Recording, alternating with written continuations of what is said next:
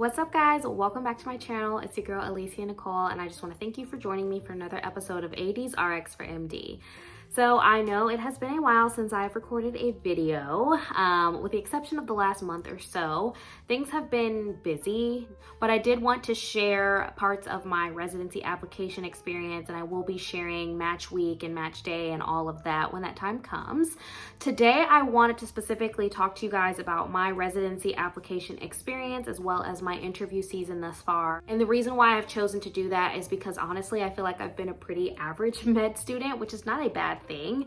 We are like so socialized to hear the word average and think, you know, subpar. But I figured as an average applicant who has had a fairly successful interview season, that it could be helpful to some of you out there that may feel like you're in a similar situation as I am. I want to go ahead and get right into the video. If you did not know, I have chosen to go into obstetrics and gynecology, so everything I'm going to be talking about today is going to be specific to that experience. So the first thing I want to talk about is when I started preparing or working on my application for residency. So it didn't officially open until I think June of my 4th year of med school, but I was doing things that would be very helpful for my application as early as the spring semester of my 3rd year of med school. And the reason I did that was because I knew I wanted to apply for away rotations. Away rotations are not required, but they are becoming a little bit more of an expectation, especially in certain specialties. Materials that you are going to use to apply for away rotations are going to be very helpful when it's time to complete your residency application, because for away rotations, you're going to need a headshot. You're going to need a formal CV that you submit with your application. In some cases, you are going to need letters of recommendation. I basically started working on my CV in January of my 3rd year of med school because I knew I wanted to apply for away rotations by March or April of my 3rd year of med school. And so having that CV ready made it much easier to fill in my meaningful activities when it came time to apply for residency later.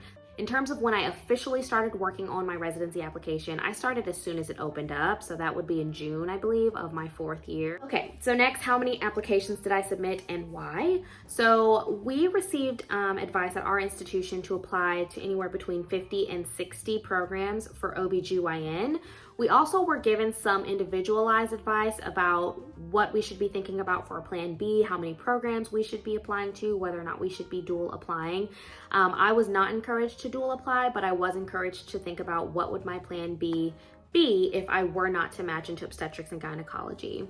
So my plan B ended up being preliminary surgery. And so I did use both ERAS and ResidencyCAS. For those of you that don't know, historically, most of the specialties have allowed you to apply to residency through ERAS. But this year was the first year that OBGYN was using a completely new software, which is ResidencyCAS. And my understanding is that this new software was supposed to be more beneficial for applicants, both financially as well as allowing programs to just get a more holistic sense of who we are as an applicant compared to ERAS. So I ultimately ended up applying to 65 programs for obstetrics and gynecology, and then I ended up applying to 5 preliminary surgery positions. In terms of why I went ahead and applied to the prelim surgery positions instead of waiting for SOAP, so there were 2 reasons why I did that. One, I wanted to make sure I had all of my documents and information uploaded early because SOAP week, from what I hear, is a very, very, very stressful time. And so to wait until that time to upload all that material, I thought would just add to the stress of it all. Additionally, I was advised that basically submitting an application by the deadline saves you money if you end up needing to SOAP later. If you wait until SOAP season, you are after the application deadline and it's more expensive to apply at that point in time. Okay, so let's get into the fun part of how much my residency application cost. So as I mentioned, I did apply through both ResidencyCAS and ERAS. One thing I do want to say here is that if you have not heard of it before, there's a thing called the Fee Assistance Program, and it is useful both for applications to med school and to residency. It will waive a lot of the fees of the secondary applications when you're applying to med school. And you do not have to requalify for it once you're applying for residency. If you applied for it initially and you were approved, then you are approved for it for residency applications as well. So let's talk about the discounts that were offered through the fee assistance program. So for ResidencyCAS, the fee assistance program basically covered the cost of your first 18 applications. And I'm going to include a graphic that shows you the fee structure for ResidencyCAS. So essentially, the first 18 applications cost $99, and that's what's covered through the fee assistance program. If you're applying to any additional programs, you will still have to come out of pocket. For ERAS, get a 60% discount on your whole application up to 50 programs. This is one way in which I hope ResidencyCAS can kind of match ERAS in the future if they want it to be a platform that is more financially feasible for its applicants. Now, in terms of how much I spent, so there's going to be a cost for submitting your USMLE scores or your COMLEX scores. And if you are a DO applicant who has taken both sets of exams, this is going to be doubled for you. For me, I just paid $80 for ResidencyCAS as well as another $80 to send my test scores through ERAS. So we're at $160 now. Like I mentioned, I ended up applying to, I think, 65 programs through ResidencyCAS, and with my fee assistance benefit tagged on there, I ended up spending $1,143 on that application. And through ERAS, I applied to 5 prelim surgery positions, and with the fee assistance benefits applied, that cost me $102. Now, if we are just looking at the costs specifically associated with submitting this application, that brings us up to $1,405 for the cost of the application. If you incorporate the costs of taking step 1 and step 2, I had to estimate because I kind of forgot what I paid, but currently the fees for step 1 and step 2 are listed at $670 each. There is actually one more fee I completely forgot about, and that is the fee to actually register through NRMP, which you have to do if you are going to match, and that is $70. So let's go ahead and add that on to our previous totals. So once again, this is not a cheap process at all, but if you want to match into residency, it's a process that you have to go through. So I just thought I would share these numbers with you guys so that you can start planning now. Okay, the next thing I want to talk about is where I applied and why. I'm going to stay very generic here. I will not be sharing specific program names. So I currently attend medical school in the Southeast. I'm originally from the Midwest. So like I said, I applied to 65 programs. So let me pull up my application now so I can tell you kind of a breakdown of how many programs were in which regions. But the majority of the programs I applied to were in the Southeast. So I did apply to some in the Midwest because I'm originally from Michigan. And then I did apply to some programs in the DC, Maryland area. So of my 65 programs, 41 of those were in the region of the United States where I attend med school. And then the rest of them were kind of spread out. The reason why I did this is because honestly, with ResidencyCAS, they have gotten rid of the geographic preference feature that exists in ERAS. And I think that is a pretty helpful feature. So hopefully they do bring it back. But you are more likely to get interviews in a region that you show strong ties to in your application. So having attended somewhere for med school is going to be one of the strongest ties that you can show. So I knew that I was probably going to get the most love from the Southeast. And I did, have some other regions, specifically my home region of Michigan, that I thought, okay, I might have a good chance of getting some interviews here as well. I am from here originally. I would have good incentive to return to that region.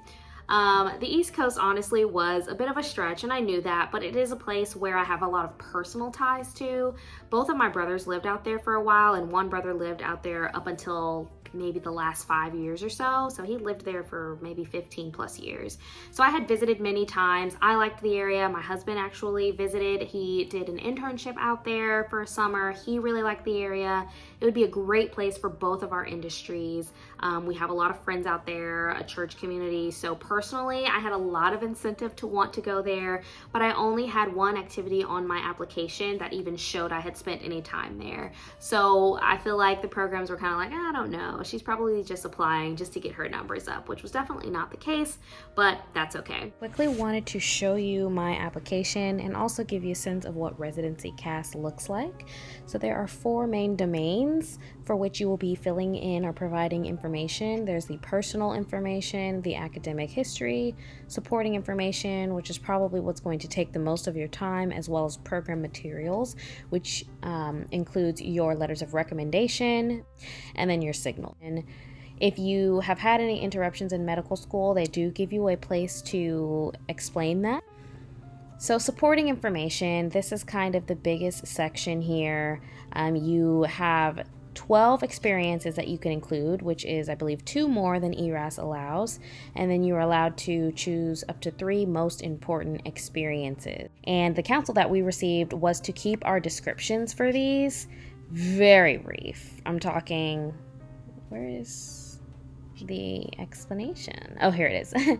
2 bullet points, which I thought was absolutely crazy because I felt like there's so much I did in each of these positions. How am I going to summarize that in 2 bullet points? But essentially they just kind of want the teaser. The title will tell them a lot about what type of activity it is, and then if it's something unique, like for example, I was interacting with immigrant and refugee populations, that might be something that you put in one of your bullet points. Hobbies and interests would be the only area in which I did use a paragraph. Personal statement here, which was 1 page long. You'll see there's a bunch of extra characters here. Do not be tempted by that. Don't use them all. They do not want to see anything that's much longer than a single page. So I wrote mine in Word, and then I just copied and pasted it over here. Publications, presentations, honor societies, none of those. Honors and awards. I did include some scholarships that I'd receive. And then again, you request letters under the evaluations tab. So now let's get into the strengths and weaknesses of my application. So I'll start with the weaknesses. I felt like I was definitely lacking in research experience, and it was not for lack of trying. I definitely sought out research opportunities, but a lot of things were kind of out of my control. So I really, in terms of publications, had 1 publication. I would consider it a minor publication, and it's the abstract for a poster that I presented at a conference. Additionally, I did have conference attendance to show, so 2 conferences that I've attended as a medical student that were like national conferences. I have also presented research at my home institution on 2 separate occasions. I was a little bit worried about really not being in the top 10% of the class, not having AOA designation, and not being inducted into the Gold Humanism Honor Society. But honestly, such a small percentage of each med school class is elected into those. So if you are like me and you do not have any of these special designations, do not worry. There is still a place for you. But that was something that I felt a little self-conscious of when I was applying for residency. In terms of the strengths of my application, I think that I have a lot of experiences that specifically show my interest in teaching and mentorship, which I think is important to a lot of the programs where I applied, as well as my commitment to advocacy and health equity. I think I have a lot of experiences that really highlight that for me, and that's what I've talked about in the majority of my interviews. So those would be areas in which I think I do really stand out as an applicant. I think also my background as a classically trained pianist is something that's interesting. As an undergraduate student, I earned both a Bachelor of Science in Biochemistry as well as a Bachelor of Science in Music, and piano was my primary instrument.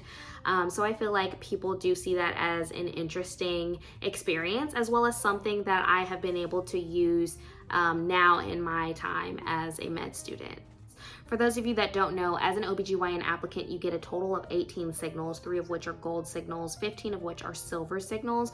Gold essentially communicates the highest interest in that program, and silver still communicates a pretty high interest, because think about it, I applied to 65 programs and I only signaled 18 of them.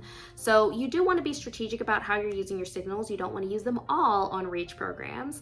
You do want to signal some programs that do feel like they fit with your academic profile as well as with what your goals are. Finally, let's talk about how many interviews I got and where I received my interview invitations. So I feel like I had a pretty successful interview season. Going into this, I was hoping for 12 interviews, and that was just based on the NRMP match data from 2024, which I will go ahead and share with you now, both for MD and DO seniors. So according to their data, the mean number of contiguous ranks for matched applicants was 12.3. And that's for your MD applicants, and for your DO applicants, the mean number of contiguous ranks was 10. And then here's another way of looking at that if you want to look at your probability of matching. So for MD seniors, 12 contiguous ranks was associated with about a 90% chance of matching, and then you just go up from there. And then for DO seniors last year, 12 interviews was still associated with a 90% chance of matching. So that's kind of where that 12 number came from for me. And I would be satisfied if I got to 12 interviews. I received 13 interview invitations, one of which though I did have to send a letter of interest to receive. And when I say letter, I mean an email. I did not send a physical letter. So when I saw that number, of course, it's like, oh, if I had gotten to 15, that would be fantastic. But I was happy to have received the minimum number of interviews that I was looking for. And I was happy to receive interviews in regions that I was interested in. Of these 13 interviews, pretty much all of them are in the Southeast. I did not receive any interviews in the Northeast, and I received one interview in the Midwest. So that really goes to show you that it really does matter where you've spent a lot of your time, and especially where you went to med school. That's the region where you are likely to get the majority of your interview invitations from. So the very last thing that I want to talk about in this video is just the things that I would do differently and any tips and advice that I would give to people that are applying to residency in the coming years. So for one, do not sell yourself short. I'm someone, again, that I would say is a pretty average applicant, and I still would say I had a pretty successful interview season. We will see what match season brings. I am not making any assumptions at this point in time, but all I can go off of is the here and the now. Definitely apply to programs in the region of your med school, as well as programs in your hometown or anywhere where you have a significant tie to that area. If there is a region that you do have strong ties to and you really want to go to and you can't really find a way to tie that into your actual application, I would really strongly encourage you to think about trying to tie it into your personal statement so that those programs in those regions at least know that, okay, this person actually does have some deeply rooted ties to this area and may be more likely to give you a second look. The last thing that I would say is try not to get too stuck on any single institution, and also keep an open mind. And this is because you never know what you may learn either through an away rotation, through talking with residents, or through your actual interview experience about a program. And a program you thought you would love could end up being a program that you're not as interested in for a variety of reasons. And then the opposite is true. This is definitely something that happened to me. Is once I knew where I was going to be interviewing, that's when I started doing a much deeper dive into the program and doing deeper research on each program. And there's several programs that I initially knew very little about that I'm now extremely enthusiastic about. So this was a little bit of a lengthier video, but I did want to give you kind of a thorough breakdown of my application as well as how my interview season has been going so far. If you guys have additional questions, feel free to leave them down below. Don't forget to like, comment, subscribe, and share, and I will see you in the next video. Bye. I'm not worried that I need to help you. Let's speak more, let's preach more.